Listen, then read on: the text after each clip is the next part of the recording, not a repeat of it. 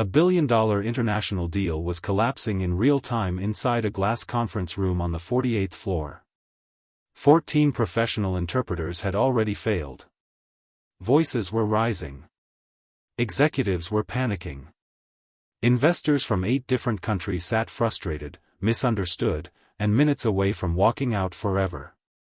The CEO's face had gone pale as years of negotiation threatened to die because no one in the room could bridge the growing communication disaster. Then, while emptying a trash bin quietly in the corner, a janitor everyone had ignored for months slowly raised his hand. Within seconds, the room fell silent. No one was prepared for what happened next. Before we continue, if you believe kindness, hidden talent, and second chances still matter, please like this video, comment where you're watching from, share this story with someone who needs hope today, and subscribe to Moments Hub for more emotional stories that stay with you long after they end. Marcus Hale was 40 years old, though exhaustion made him look older. Tall. Lean. Calm posture. Soft brown eyes carrying the kind of permanent tiredness only responsibility can create. He wore a dark gray janitor uniform with a company badge clipped neatly to his chest. Most employees barely noticed him. If they did, it was only to nod politely before returning to their laptops and deadlines. Marcus had worked as a night janitor for Viridian Global Holdings for almost 3 years. His shift began after sunset and often ended just before sunrise. Vacuuming hallways. Cleaning executive offices. Replacing supplies. Sanitizing meeting rooms. The invisible labor that keeps polished companies looking functional. He did it all quietly. Reliably. Without complaint. Not because it was his dream. Because it was stable. And stability mattered. Especially when raising a 9-year-old daughter alone. After losing his wife, Elena, to a sudden medical complication 5 years earlier, Marcus's world fractured overnight. One day he was a husband, translator, and consultant traveling internationally for major diplomatic and corporate clients. The next, he was a grieving widower with hospital bills, emotional collapse, and a daughter named Mia depending entirely on him. Career flexibility vanished. Travel work became impossible. Unpredictable contracts no longer made sense. So Marcus did what survival demanded. He simplified his life completely. Took a job with reliable hours. Reliable health insurance. Reliable income. No prestige. Just practicality. His qualifications became irrelevant. Or hidden. Few people knew Marcus once worked across Europe and Asia as an elite multilingual consultant specializing in crisis negotiation. Fewer still knew he spoke 8 languages fluently. English. Spanish. French. German. Mandarin. Arabic. Portuguese. Italian. Not as hobbies. As tools sharpened through years of study, travel, and professional necessity. But that life belonged to another version of him. A version interrupted by grief. Now his greatest priority was getting Mia to school on time, helping with math homework, and making sure dinner was warm. Nothing else mattered more. Viridian Global Holdings was led by CEO Victoria Lang. 43 years old. Brilliant. Composed. Ruthlessly efficient. She had built her reputation on precision and international growth strategy. Under her leadership, Viridian expanded aggressively into emerging global markets. Investors loved her. Media admired her. Employees respected her from a distance. But Victoria had one major weakness. She noticed outcomes more than people. Metrics. Results. Performance dashboards. She valued excellence deeply, but often overlooked the human complexity beneath organizational systems. To her, people were usually defined by visible roles. Executives led. Managers coordinated. Support staff supported. Simple. Or so she believed. That morning represented one of the most important negotiations in company history. A multinational sustainability logistics partnership worth nearly $2 billion. Months of preparation. Legal teams. Cross-border negotiations.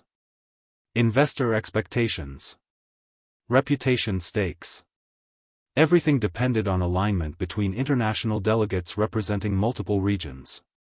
But almost immediately, things unraveled. Translation issues began subtly. Technical terminology failed across languages. Nuance disappeared. Tension escalated. Misinterpretations multiplied. Clarifications created more confusion.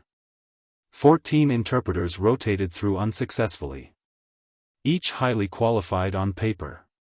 Yet the complexity of layered dialects, regional phrasing, technical jargon, and interpersonal tension overwhelmed them. The atmosphere deteriorated rapidly. Executives whispered anxiously. Legal advisors exchanged alarmed glances. Investors checked watches impatiently. Several delegates prepared documents to leave. Victoria felt control slipping publicly. A scenario she hated. Meanwhile, Marcus was simply doing his scheduled afternoon cleanup. Emptying bins. Refilling water service trays. Collecting used coffee cups. Invisible. As usual. From the room's far corner, Marcus listened. Not intentionally. Just incidentally. And he understood everything. Every growing misunderstanding. Every missed nuance. Every cultural misread compounding frustration. His expression tightened slightly. He hesitated. This was not his place. Not officially. But watching the deal collapse because of solvable communication failure became increasingly painful. Eventually instinct overpowered hesitation. He raised his hand gently. At first, no one noticed. Then someone did. Confusion spread instantly. A janitor? In the middle of an executive crisis? The absurdity nearly irritated several people. But desperation creates unusual openness. Victoria, exhausted and visibly strained, reluctantly acknowledged him. Marcus stepped forward calmly. No performance. No arrogance.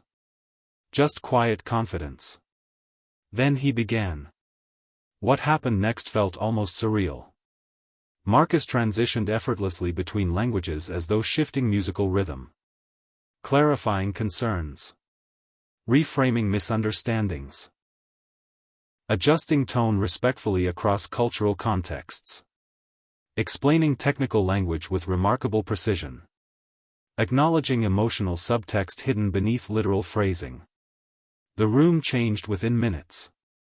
Not gradually. Immediately. Confusion softened. Tension lowered. Faces relaxed. Delegates leaned forward again.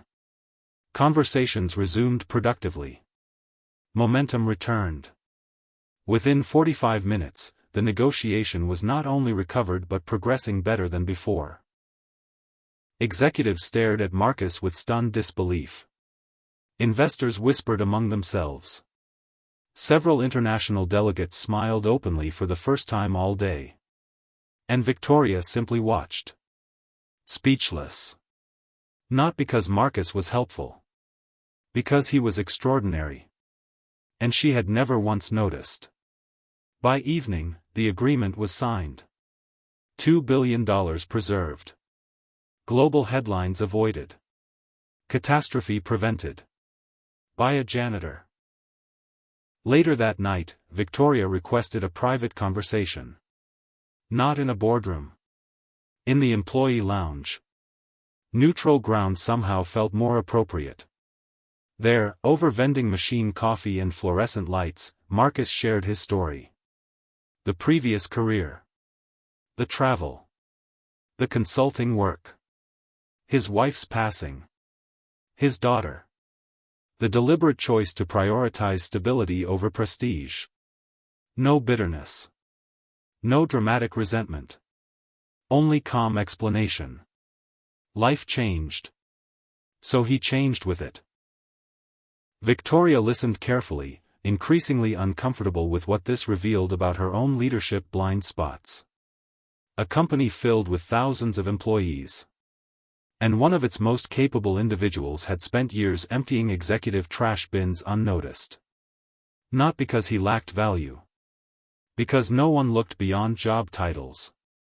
Including her. That realization stayed with her. In the weeks that followed, Victoria launched internal reforms. Not symbolic gestures. Real structural changes. Expanded talent mobility. Internal skills discovery initiatives. Career flexibility reviews for employees balancing caregiving responsibilities. Educational reimbursement. Leadership listening programs. Marcus was offered a senior international communications advisory role with flexible scheduling built around Mia's needs. He initially hesitated. Not from pride. From caution. His life was stable. Predictable. Safe. Eventually, after thoughtful discussion and assurances around work-life flexibility, he accepted. Not as a return to old ambition. As an opportunity aligned with his current life. And perhaps because being fully seen again felt surprisingly healing. Mia was reportedly delighted to tell classmates her dad speaks basically the whole planet. An understandable exaggeration. Before we reach the ending, comment below. Have you ever discovered hidden talent in someone people completely underestimated? Months later, Marcus walked through Viridian headquarters differently. Not superior.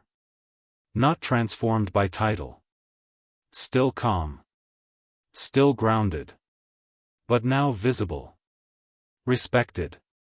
Acknowledged. Victoria often reflected on the day 14 interpreters failed and one janitor succeeded. Not as an embarrassing corporate story.